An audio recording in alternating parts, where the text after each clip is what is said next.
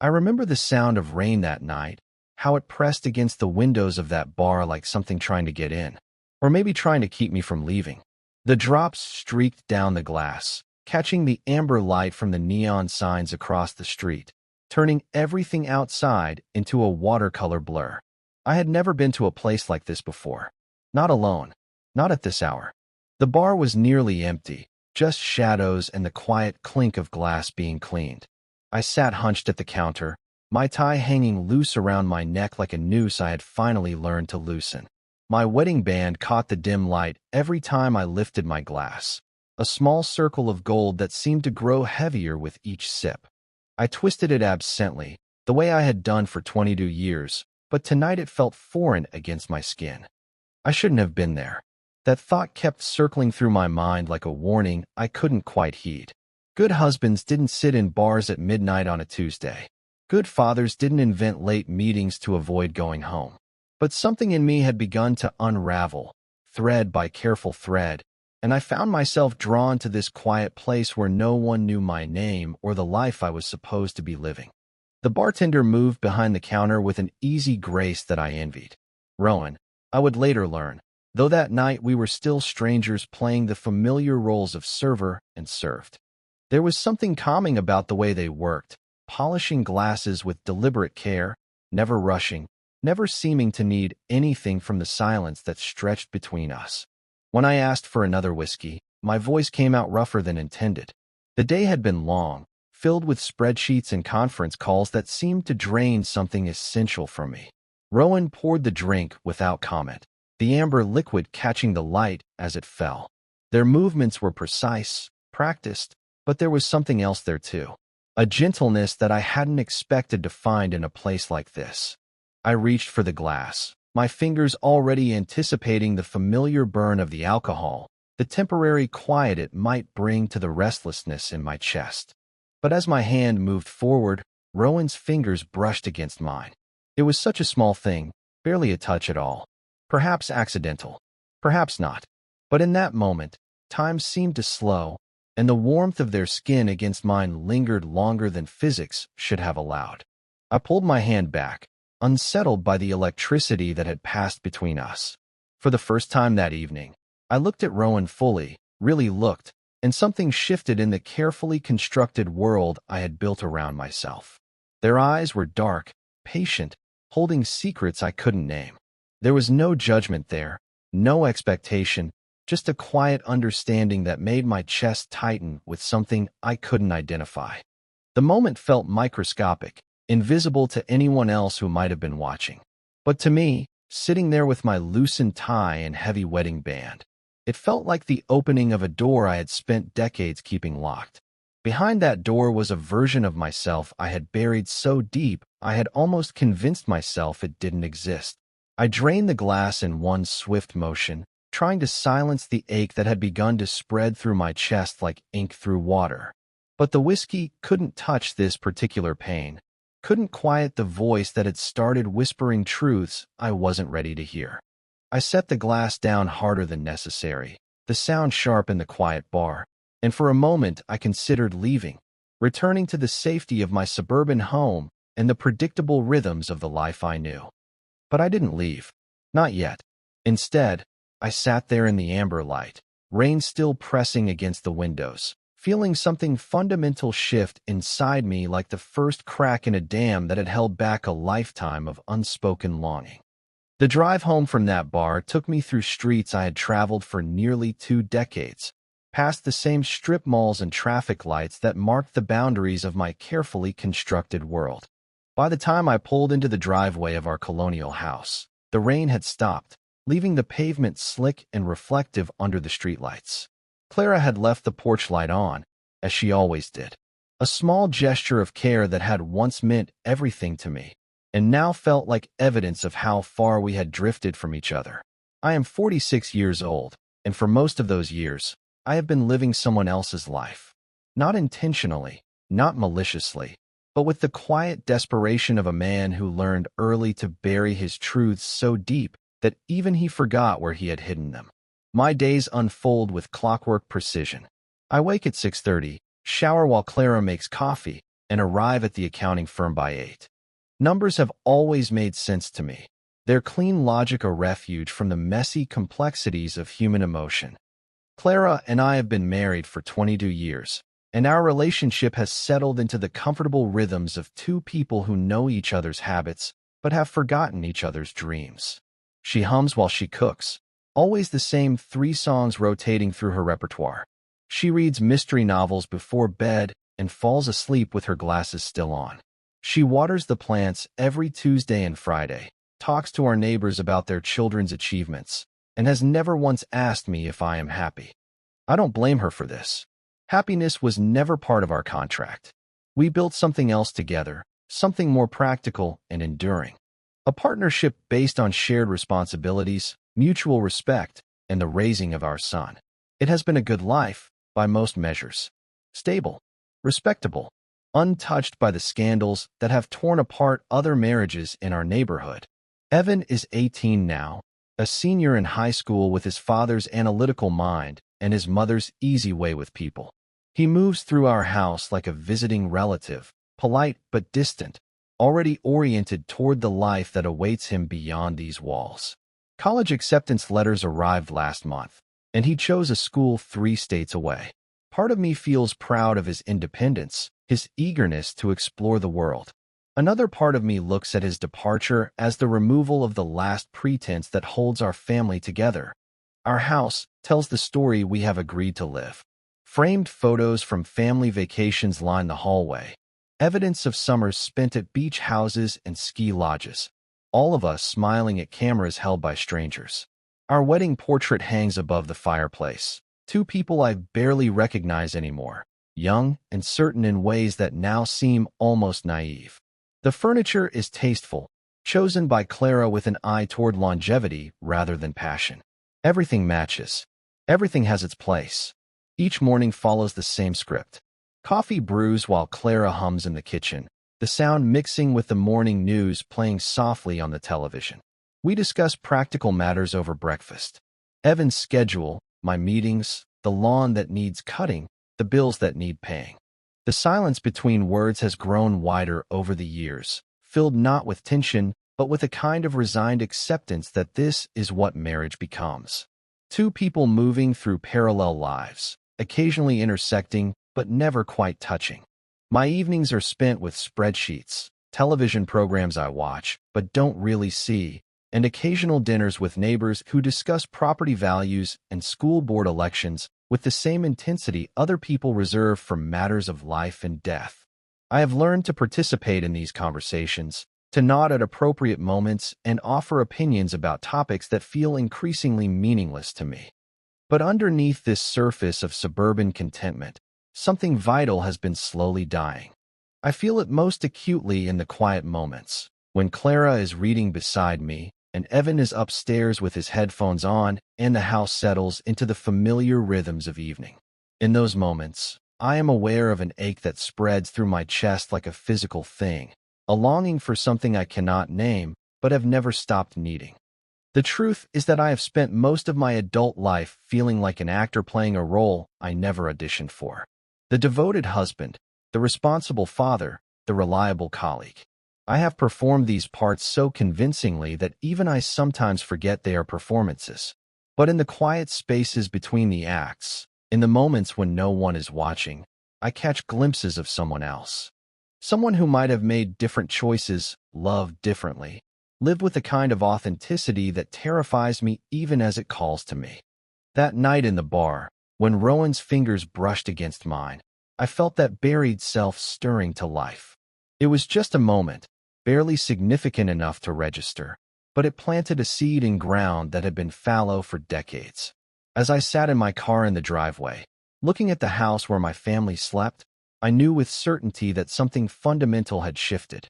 The door that had been opening in that dim bar could not be closed again, no matter how much safer it might be to try. I told myself it was coincidence the second time I found myself at that bar. A late meeting had run over, traffic on the highway was heavier than usual, and it simply made more sense to stop somewhere in the city rather than fight the congestion all the way home. These were the lies I constructed for myself, small and reasonable enough to believe. But as I sat on the same stool, ordering the same whiskey, I knew the truth was more complicated. My body had remembered the path here. My hands had turned the steering wheel without conscious direction, and my heart had begun beating faster as I approached the familiar neon glow in the window. I was returning to something, though I couldn't yet name what it was. Rowan was there again, moving behind the bar with that same unhurried grace. They nodded when I entered, not with surprise, but with a kind of quiet recognition that suggested they had been expecting me. The bar was busier than it had been that first night, filled with the usual collection of after-work drinkers and couples on quiet dates. But somehow the noise felt muted around us, as though we existed in our own pocket of space. When Rowan placed my drink in front of me, our fingers didn't touch this time. But there was something in their eyes, a kind of patient attention that made me feel seen in ways I hadn't experienced in years. They asked how my day had been, and I found myself giving an honest answer instead of the automatic fine that usually sufficed. I told them about spreadsheets and conference calls, about the way numbers sometimes felt more real to me than the people in my life. As the weeks passed, my visits became more frequent and more deliberate. I stopped pretending they were accidents of timing or traffic. I would finish work and feel the pull of that dim bar like gravity, drawing me away from the suburban rhythms that had defined my life for so long. Clara noticed my later arrivals home, the way I lingered over dinner as though I had somewhere else to be. But she didn't ask questions, perhaps sensing that she didn't want to know the answers.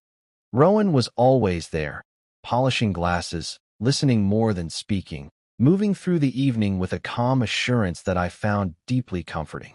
There was something different about their presence, something that set them apart from everyone else in my carefully ordered world. They were unafraid of silence, content to let conversations develop naturally rather than filling every pause with noise. When they did speak, their voice was low and thoughtful, as though each word had been considered before it was offered. I began to notice small details about them. The way they hummed quietly while working, melodies I didn't recognize, but found myself remembering later. The stack of books they kept behind the bar, worn paperbacks with titles that spoke of distant places and different kinds of lives. The careful way they listened when customers spoke, as though everyone who sat at their bar deserved to be truly heard.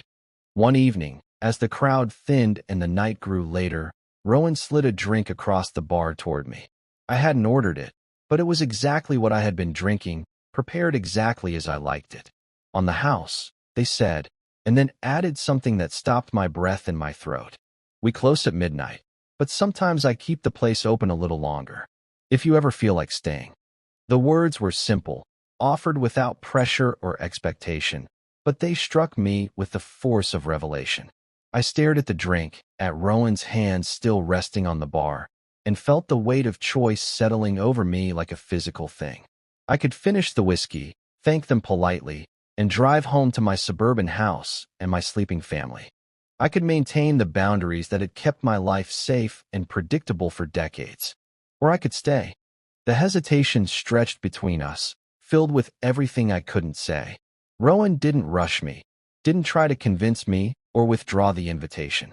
They simply waited, patient as stone, while I wrestled with desires I had spent most of my life refusing to acknowledge. That night, I chose to stay. The bar emptied around us, other patrons settling their tabs and disappearing into the night. Rowan moved efficiently through the closing routine, but there was no urgency in their movements, no suggestion that I needed to leave.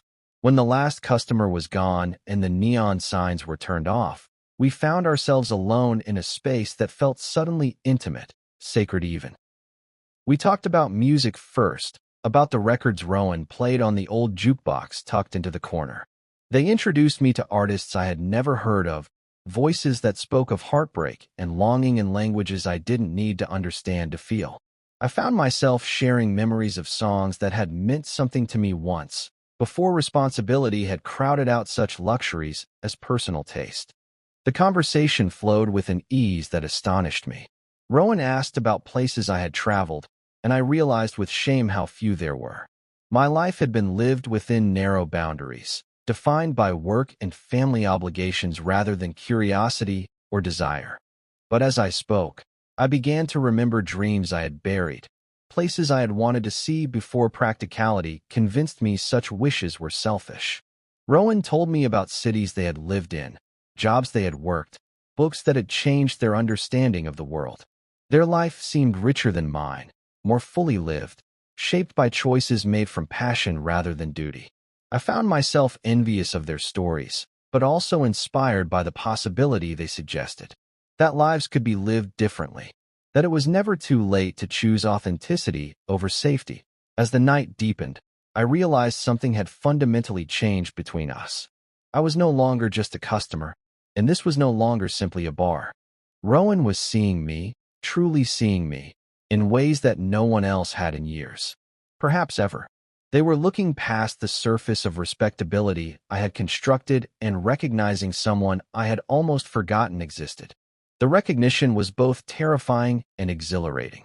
For the first time in decades, I felt fully present in my own life, fully awake to possibilities I had convinced myself were impossible.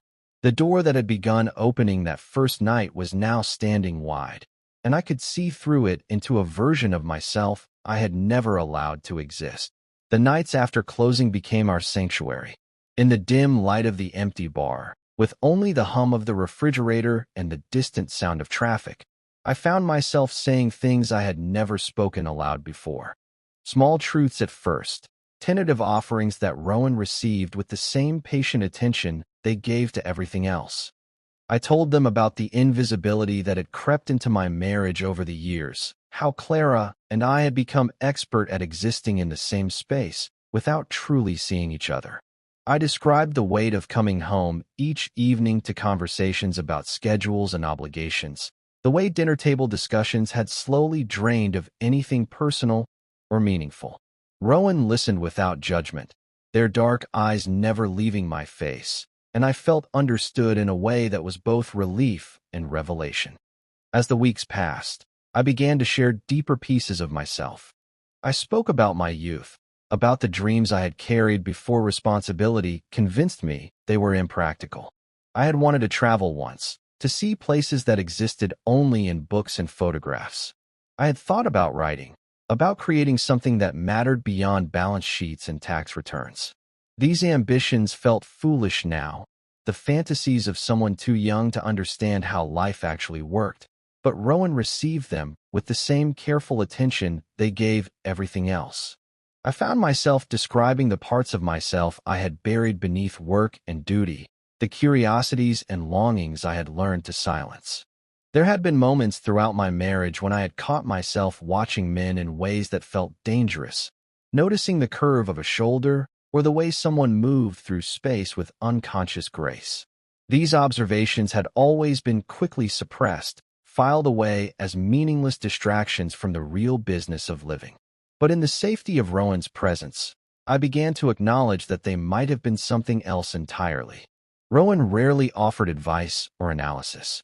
They simply listened, occasionally refilling my glass, sometimes allowing their fingers to brush against mine in those moments of contact that had become so precious to me. Each touch felt deliberate now, a small communication that spoke of recognition and possibility. I began to anticipate these moments, to position my hand so that the contact would be more likely, more lingering. The evenings became the center of my existence, the hours I lived for while enduring everything else. I would sit through meetings thinking about the stories Rowan might tell that night, the questions they might ask, the way their face looked in the amber light of the bar. My work suffered, not dramatically, but noticeably. I made small mistakes, lost focus during conference calls, arrived late to appointments I had never missed before. At home, I began constructing elaborate explanations for my absences. I told Clara that new clients required evening meetings, that the firm was expanding into areas that demanded longer hours. She accepted these lies with the same practical trust that had characterized our marriage, never questioning the sudden change in my routine. Part of me wished she would demand more information, force me to confront what I was doing. But Clara had always been content with surfaces, with the appearance of things rather than their deeper reality. I started avoiding family dinners, claiming urgent deadlines that couldn't be postponed. Evan noticed my absence more than Clara did, occasionally asking why I was never home anymore. I gave him the same explanations I had given his mother about work pressures and client demands, and watched him accept them with the resigned understanding of someone who had grown up in a house where duty always trumped desire.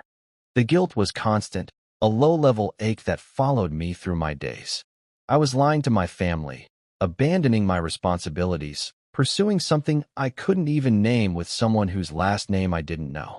But alongside the guilt was something I hadn't felt in decades: anticipation. For the first time since my youth, I had something to look forward to, something that existed purely for me rather than for the roles I had learned to play. I was caught between two versions of myself: the dutiful husband and father I had been for 22 years, and someone new who was awakening in the dim light of an after-hours bar. The tension was exhausting, but it was also exhilarating. I felt more alive than I had in years, more present in my own skin, more aware of the world around me and my place in it. One evening, as we sat in our usual places with the bar empty around us, Rowan moved to the old jukebox in the corner. They fed coins into the machine and selected a record I didn't recognize, something slow and melancholy that filled the space between us with aching beauty. The saxophone wove through the silence like smoke, speaking of longing and loss in ways that words couldn't match. I closed my eyes and let the music wash over me, feeling something break open inside my chest. In that moment, I was aware of all the years I had lost, all the evenings I had spent watching television instead of listening to music, all the conversations I had avoided instead of pursuing, all the feelings I had buried instead of exploring. The weight of that accumulated absence pressed down on me like grief. When I opened my eyes, Rowan was watching me with an intensity one had never seen before. Their gaze was direct, unguarded, filled with something I was afraid to recognize but couldn't look away from. The space between us seemed to contract, the air growing thick with unspoken possibilities. I felt exposed, as though they could see through the careful constructions of my respectable life to the confusion and desire beneath. Neither of us moved. Neither of us spoke. But something fundamental shifted in that moment. Some invisible boundary that had existed between us dissolved. The music continued to play, wrapping around us like an embrace, and I understood that I was no longer the same person who had walked into this bar weeks ago. That man had been sleepwalking through his life, content with safety and predictability. This man, sitting in the dim light with his heart racing and his hands trembling slightly, was fully awake for the first time in decades. I didn't reach for Rowan. I didn't cross the space between us or speak the words that were burning in my throat. But the wanting was there now, acknowledged and undeniable, and there would be no returning to the ignorance that had protected me for so long. The door I had sensed opening that first night was now standing wide, and I could see through it into a landscape that was both terrifying and beautiful. The world inside me was changing, shifting like tectonic plates finding new configurations, and I knew with absolute certainty that there was no going back to the person I had been before. It happened late, when the city outside had grown hollow and dark, when even the usual sounds of traffic had faded to whispers. The bar had been empty for hours, just Rowan and me existing in that sacred space we had created together, talking about nothing and everything while the world slept around us. I should have left earlier. I knew this even as I lingered, even as I accepted another drink I didn't need, even as I found excuses to delay the inevitable return to my other life. But something in me was reluctant to break the spell, to step back into the role of husband and father when this version of myself felt so much more real. Rowan moved behind the bar with their usual grace, but there was something different in their manner that night, a kind of charged attention that made the air between us feel electric. When they poured my final whiskey, their movements were more deliberate, slower, as though they were making their own choice about what would happen next. They set the glass down in front of me, amber liquid catching the dim light, and instead of withdrawing their hand as they always did, they let it rest on the bar beside mine. Not touching, not yet, but close enough that I could feel the warmth radiating from their skin. My heart began to race. blood pounding in my ears so loudly I was certain they could hear it. I stared at our hands, so close they were almost touching, and felt 22 years of careful control beginning to crumble. This was the moment I had been both hoping for and dreading, the moment when the careful distance we had maintained would finally collapse. I could have pulled away. I could have made some excuse about the late hour and driven home to my sleeping family. I could have preserved the boundaries that had kept my life safe and predictable, but I didn't move away this time. Instead, I let my hand drift those final inches until our fingers were touching, skin against skin, warm and real and undeniable. The contact was electric, sending shocks up my arm and straight into my chest where something that had been sleeping for decades suddenly roared to life. Rowan didn't pull away either. They let their hand rest against mine, still and silent, our fingers intertwined in a way that felt both foreign and completely natural. We stayed like that for what felt like hours, but was probably only minutes, neither of us speaking, both of us afraid that words might break whatever spell had been cast. The silence stretched between us, filled with everything we couldn't say. I looked at our joined hands and felt the weight of my wedding ring pressing against my finger, a circle of gold that suddenly felt like a shackle. When Rowan finally withdrew their hand, the absence felt like a physical loss, a coldness that spread through my entire body. I left the bar in silence, my chest pounding so hard I could barely breathe. The drive home passed in a blur of streetlights and empty intersections, my hands gripping the steering wheel to stop them from shaking. By the time I reached my driveway, my shirt was soaked with sweat despite the cool night air. I sat in my car for long minutes, staring at the house where my family slept, trying to understand what had just happened to me. The porch light Clara had left burning seemed to mock me, a beacon calling me back to a life that no longer fit. I thought about Rowan's hand against mine, about the way that simple contact had felt like coming home and setting sail at the same time. Inside, Clara was sleeping peacefully, her face soft and unlined in the darkness. I stood beside our bed, watching her breathe, and felt a combination of guilt and despair that threatened to crush me. 22 years of marriage, of building a life together, of sharing responsibilities and raising our son, and I was standing here, feeling more connection to a person I had known for weeks than to the woman who wore my ring.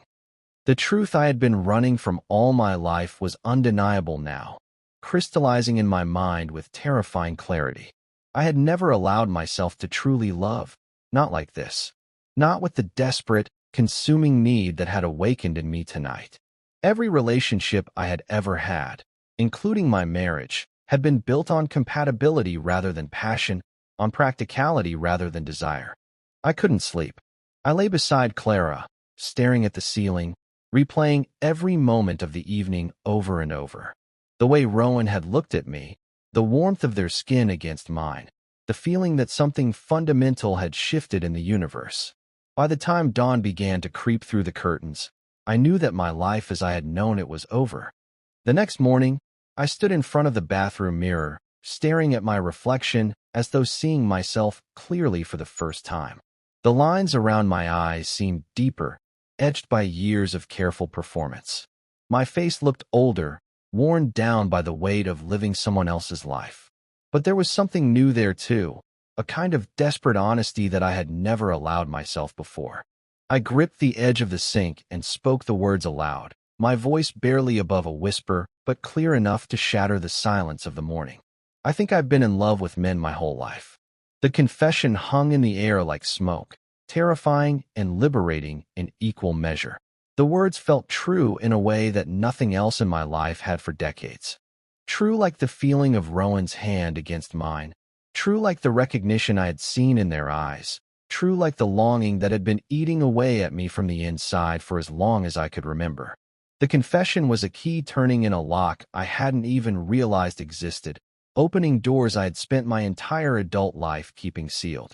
I was 46 years old, and for the first time, I was telling myself the truth about who I was and what I wanted. The freedom was intoxicating, but it was also absolutely terrifying, because I knew that this truth would demand everything of me. There would be no returning to the comfortable lies I had been living. Clara knew before I said a word. I had underestimated her, perhaps thinking that 2 decades of polite distance had dulled her ability to read me. But wives notice things, even wives who have learned not to ask too many questions. She saw the way I lingered at breakfast, pushing eggs around my plate without eating. She noticed how I avoided her eyes when she asked about my day, how I seemed to be listening for something she couldn't hear. The change in me was too profound to hide. The man who had been returning home each night was different from the one who had left that morning, and Clara possessed the kind of intimate knowledge that comes from sharing a life with someone, even when that life has grown quiet and distant. She sensed the shift like an animal sensing a coming storm. It began with small questions, gentle probes that I deflected with increasingly elaborate explanations. She asked why I seemed so distracted during dinner, why I had stopped watching the evening news with her, why I spent so much time staring out the window as though waiting for something to appear. I gave her answers about work stress and client demands, the same lies I had been telling myself, but they felt flimsy and transparent in the face of her quiet scrutiny. The confrontation, when it finally came, was softer than I had expected. Clara approached me one evening as I stood in the kitchen, ostensibly reviewing papers, but actually replaying my most recent conversation with Rowan in my mind. She moved quietly, the way she always did, and when she spoke, her voice was gentle but firm. "Are you unhappy, Malcolm?" The question caught me off guard, not because it was unexpected, but because it was so direct. Clara had always been skilled at avoiding the heart of difficult matters, preferring to dance around problems rather than address them head-on. But something in my behavior had pushed her past her usual boundaries of polite avoidance. I couldn't bring myself to lie to her, not completely. The word yes formed in my throat, but I couldn't release it. Instead, I stood there in silence, and my hesitation became answer enough. Her face changed then, softening with something that looked like resignation mixed with hurt. The conversation that followed was excruciating in its gentleness. Clara didn't rage or demand explanations. Instead, she asked careful questions that revealed how much she had been observing, how many small changes she had cataloged without comment. The late nights, the distraction, the way I had stopped really seeing her when she spoke. She had been watching me disappear from our life together, and she had been afraid to ask where I was going. When she finally asked the question I had been dreading, her voice was barely above a whisper. "Is there someone else?" The words hung between us like a blade, sharp and clean and impossible to avoid. I opened my mouth to say no, to offer her the comfort of a simple denial, but the lie wouldn't come.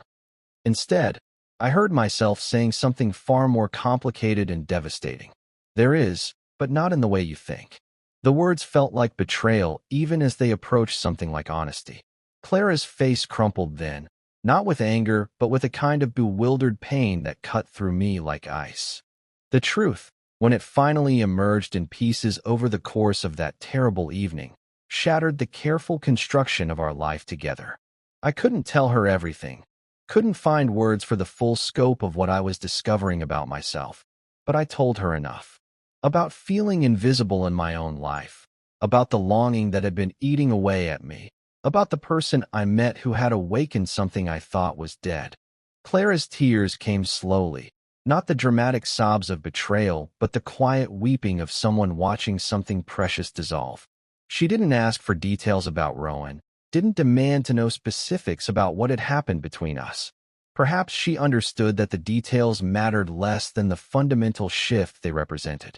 Our marriage, built on compatibility and shared purpose rather than passion, had always been vulnerable to the kind of awakening I was experiencing. Evan overheard fragments of our conversation from the top of the stairs, his 18-year-old mind struggling to process the collapse of everything he had assumed about his family. I saw him there, a shadow in the hallway, and watched his face change as he understood that his parents' marriage was ending not because of cruelty or infidelity in any traditional sense, but because his father was discovering truths about himself that made their life together impossible to continue. His anger, when it came, was sharp and immediate. He accused me of destroying our family for someone I barely knew, of throwing away 22 years of marriage for what he called a midlife crisis. His words cut deep because they contained just enough truth to wound. I was dismantling everything we had built together, risking the loss of my son's respect and my wife's love for the possibility of something I couldn't even guarantee would survive the harsh light of reality. But I couldn't unknow what Rowan had awakened in me. I couldn't return to the sleepwalking existence I had been living, couldn't pretend that the touch of their hand against mine hadn't revealed something essential about who I was and what I needed. The door that had opened could not be closed, no matter how much pain its opening cost. That night, I drove to the bar for what I knew would be the last time as a married man. Rowan was there, as they always were, but something in my face must have told them that everything had changed. When I sat down at my usual stool, they poured my drink without being asked and waited for me to speak. I told them everything. About the conversation with Clara, about Evan's anger, about the life I was about to lose. I spoke about my fear, about the terror of starting over at 46, about the possibility that what I was feeling might not survive the transition from fantasy to reality. Rowan listened with their usual patience, never interrupting, never offering false comfort or empty promises. When I finished, we sat in silence for a long moment. The bar was nearly empty, just a few regulars nursing their drinks at the far end of the counter. Finally, Rowan reached across the bar and took my hand in theirs, not hiding the gesture or making it furtive, but openly, honestly, as though it was the most natural thing in the world. They didn't promise me a future. They didn't tell me that everything would work out or that the pain I was causing and experiencing would somehow be worth it. They simply held my hand, their fingers warm against mine, and in that touch I found something I had never known I needed: acceptance. Complete, unconditional acceptance of who I was and what I was choosing, even knowing the cost. It was enough. In that moment, sitting in the dim light of the bar with Rowan's hand in mine, it was enough. The house is quieter now, not the comfortable quiet of a family at rest, but the hollow silence of rooms that have been abandoned by the lives that once filled them. Evan left for college 3 months ago, choosing a school even further away than we had originally discussed. I helped him pack his car on an August morning that felt thick with unspoken tensions, and when he hugged me goodbye, it was brief and formal, the embrace of someone fulfilling an obligation rather than expressing affection. Clara spends most weekends at her sister's house now, claiming she needs the space to think, but really just avoiding the awkwardness of sharing meals with someone who has become a stranger. When she is here, we move around each other with careful politeness, two people who have learned to exist in the same space without acknowledging the vast distance between us. The walls are bare where our family photos once hung. Clara took most of them when she moved into the guest bedroom, unable to bear the daily reminder of what we used to be. The house feels stripped, essential, reduced to its most basic function as shelter. The silence is heavy, pressing against my ears like water, but I have learned not to fear it. I live alone most days now, and the solitude has become a kind of teacher. In the quiet hours between work and sleep, I have been forced to confront who I am when no one is watching, when there are no roles to play or expectations to meet. The man I have discovered in these moments is both familiar and strange, someone I recognize from my youth but have not seen in decades. I have not rebuilt my life into anything neat or simple.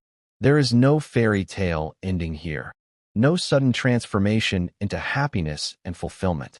Instead, there is something more valuable and more difficult: honesty. For the first time in my adult life, I am living as myself rather than as someone I thought I should be. On my dresser, my wedding ring sits in a small ceramic dish Clara left behind, untouched since the day I removed it. I cannot bring myself to put it away completely, but neither can I bear to wear it. It exists in limbo, like so much of my life these days, neither fully abandoned nor actively claimed. On my nightstand, folded carefully and creased from handling, is a napkin from Rowan's bar. Their phone number is written in blue ink that has faded slightly, but remains legible. It is the only object in this sparse house that feels truly alive, the only thing that connects me to the possibility of a future I am still learning to imagine. We have spoken twice since that last night at the bar, brief conversations that feel precious and fragile. Rowan doesn't push, doesn't demand more than I can give, doesn't try to fill the spaces I need to navigate alone. But they are there, patient and steady, waiting for me to find my way to whatever comes next. The divorce papers sit on my kitchen table, signed but not yet filed. Clara and I are taking our time with the practical arrangements, perhaps both of us hoping that moving slowly might somehow lessen the pain. But we both know this is the only path forward, the only way to honor what we once had while acknowledging what we can never be. Tonight, I find myself driving through the city as I have so many times before, but this time I am not fleeing from anything. I am simply choosing where I want to be, making a decision based on desire rather than obligation. The bar appears through my windshield like a beacon, warm lights spilling onto rain-slicked streets, and I feel something I have rarely experienced in my 46 years, the simple pleasure of going where I want to go. Rowan is there, as I knew they would be, moving behind the bar with that same quiet grace that first caught my attention. They see me enter and nod, not with surprise, but with the kind of recognition reserved for someone who belongs. The bar is busy tonight, filled with the usual collection of people seeking connection or solitude in the amber light. When Rowan pours my drink and places it in front of me, our hands brush as they have so many times before. But this time, I don't pull away. I let my fingers rest against theirs, warm and real and unashamed. The contact is electric, as it has always been, but now it is also something else, a choice made freely, honestly, without the weight of secrets or the burden of pretense. We don't speak about the future, don't make promises or declarations. We simply exist in this moment, two people who have found something real in a world that often feels constructed of carefully maintained fictions. Rowan's hand in mine is not the beginning of a new story, exactly, but rather the continuation of one that began the first night I walked into this bar and allowed myself to be seen. The weight of my truth no longer feels crushing. Instead, it has become a kind of anchor, grounding me in authenticity after decades of drift. I am 46 years old, and I am finally learning what it means to live honestly, to make choices from the heart rather than from fear. Outside, the rain continues to fall, but I am no longer running from it or toward it. I am simply here, present in my own life, my hand in Rowan's, stepping finally and fully into the truth of who I am.